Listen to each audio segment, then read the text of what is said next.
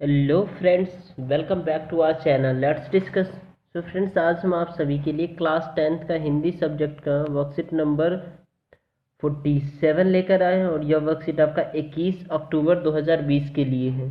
तो आइए इसे प्रॉपर वे में डिस्कस करते हैं। इसके साथ मैंने आपका सॉल्यूशन भी दिया टाइप करके। तो फ्रेंड्स, अगर आप हमारे चैनल पे नए हैं तो चैनल को सब्सक्राइब कीजिए, लाइक कीजिए, शेयर कीजिए और बेल आइकन को प्रेस कीजिए ताकि आपको लेटेस्ट नोटिफिकेशन मिल पाए। तो आइए इसे स्टार्ट करते हैं प्रॉपर वे में।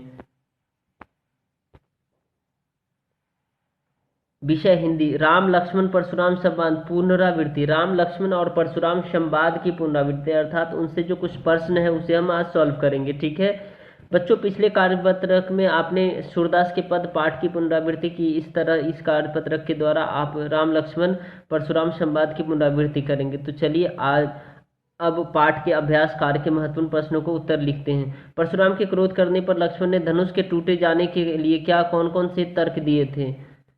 पहला क्वेश्चन से, तो आइए इसका आंसर देखते हैं।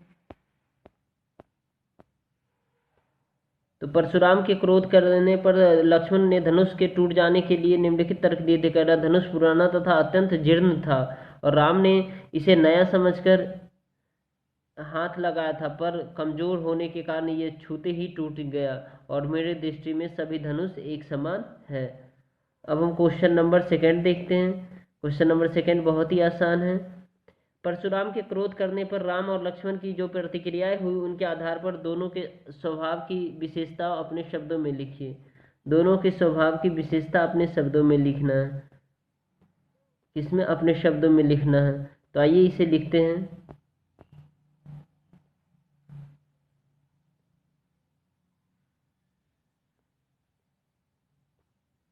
देखिए, परशुराम के क्रोध करने पर राम और लक्ष्मण की जो प्रतिक्रिया हुई उनके आधार पर दोनों के स्वभाव को विशेषता अपने शब्दों में लिखे। तो परशुराम के क्रोध पर शीतल जल के समान शब्दों का आचरण का आश्रय ले रहे थे।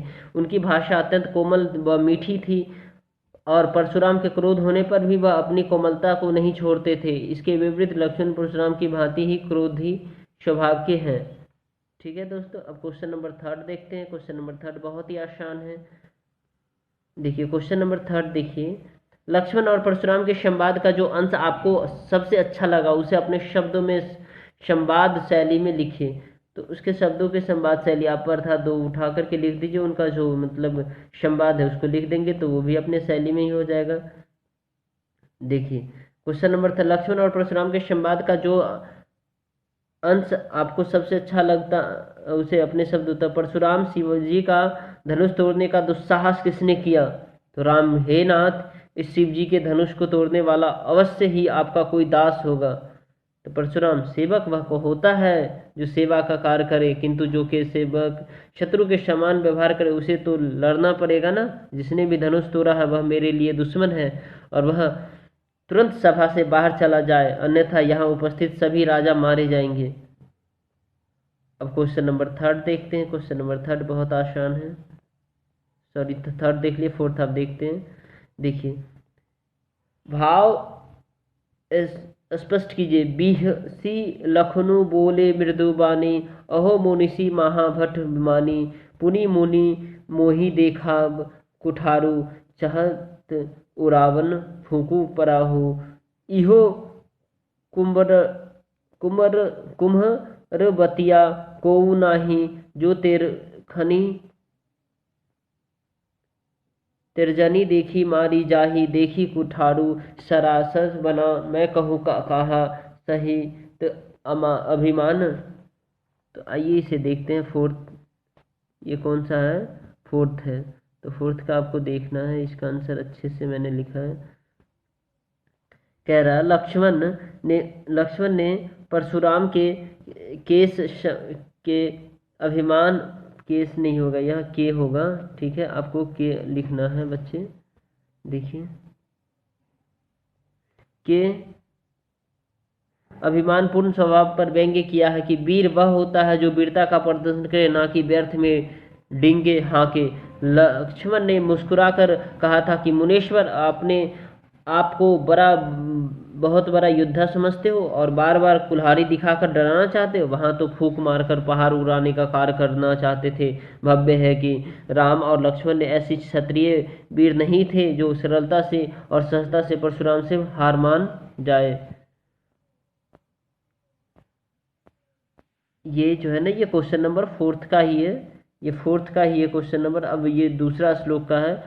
और कवि ने परशुराम के झूठे अभिमान को का भैरू जी के माध्यम से, भैरव जी ये होता है, क्या होता है, भैरव जी आप लिखिए,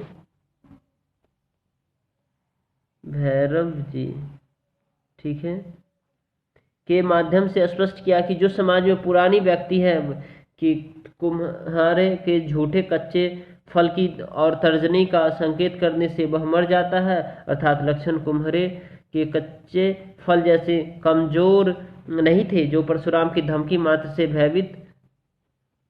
भयभीत हो जाते। लक्ष्मण ने यदि उनसे अभिमान पूर्वक कुछ कहा तो मैं उनके अस्त्र शस्त्र और फरसे को देखकर कहा था। ये फंसे नहीं, आप फरसे लिखेंगे, यहाँ पे आप क्या लिखेंगे, फरसे, ठीक है। अब क्वेश्चन नंबर फिफ्थ है।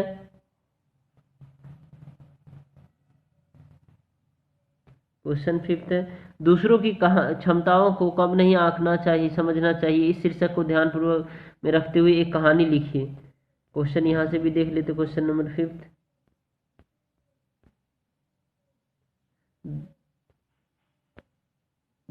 दूसरों की क्षमताओं को कम नहीं आंकना चाहिए। इस शीर्षक पर अपनी कोई अनुभव लिखकर अथवा कल्पना कर एक कहानी लिखी। तो इस पे मैंने कहानी एक लिख आपको बता रहे हैं, बहुत ही अच्छा कहानी है, इसे आपको लिख देना है, ठीक है दोस्तों।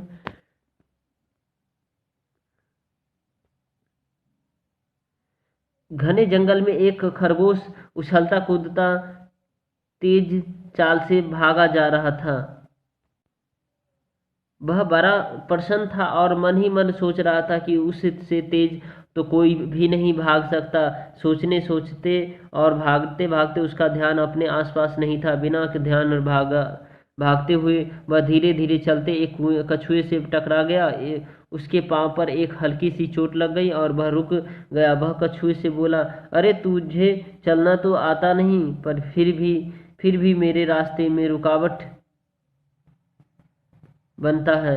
कछुआ बोला, भगवान ने चलने की जितनी क्षमता मुझे दी है मेरे लिए वही काफ़ी है। मेरा इतना गति से ही काम चल जाता है। खरगोश ने व्यंग्य से कहा, नहीं नहीं, तू तो बहुत तेज भागता है, तू तो मुझे भी दौड़ में हरा सकता है, दौड़ लगाएगा मेरे साथ। कछुए ने कहा, कहीं नहीं भाई, मैं तुम्हारे साथ सामने क्या तुमसे दौड़ कैसे लगा सकता हूँ। खरगोश ने उसे उकसाते हुए कहा, अरे हिम्मत तो कर, एक ही रास्ते पर हम दोनों जा रहे थे, जब चले देखते हैं कि बड़े पीपल के पास तालाब तक पहले कौन पहुँचता है। तो यदि तू जीत जाएगा तो मैं तुम्हें सुस्त कभी नहीं कहूँगा। कछुए ने धीमे स्वर में कहा, अच्छा चल तू, मैं कोशिश करता हूँ। यह सुनते ही खरगोश तेजी से तालाब की दिशा में भागा। बिना पीछे देखे वह लगातार भागता ही गया। फिर उसने पीछे मुड़कर देखा, कछुए का कोई अता पता नहीं था। खरगोश एक छायादार पेड़ के नीचे बैठ गया और उसने सोचा कि कछुआ तो शाम को होने के तक उस तक नहीं पहुंच पाएगा। यदि वह इस छाया में कुछ देर आराम सुस्ता ले तो फिर और तेज भाग सकेगा। बैठे बैठे उसे नींद आ गई और जब उसकी आंखें खुली तो हल्का अंधेरा होने वाला था और वह तेज गति से तालाब से की ओर भागा। पर जब तक तालाब के किनारे पहुंचता तो कछुआ वहां पहले से ही पहुंच उसकी प्रतीक्षा कर रहा था। उसे देखकर कछुए धीरे से मुस्कुराया। खरगोश खिसिया कर बोला, अरे तू पहुंच गया, मेरी जरा आंख लग गई थी। कछुआ बोला, कोई बात नहीं, ऐसा हो जाता है, पर याद रखना कि तुम्हें दूसरों की क्षमता को कम नहीं आंकना चाहिए, क्योंकि ईश्वर ने सबको अलग अलग गुण दिए हैं। तो दोस्तों, वीडियो पसंद आए तो वीडियो को सब्सक्राइब कीजिए, ठीक है, लाइक कीजिए और शेयर कीजिए। Thank you, thanks a lot for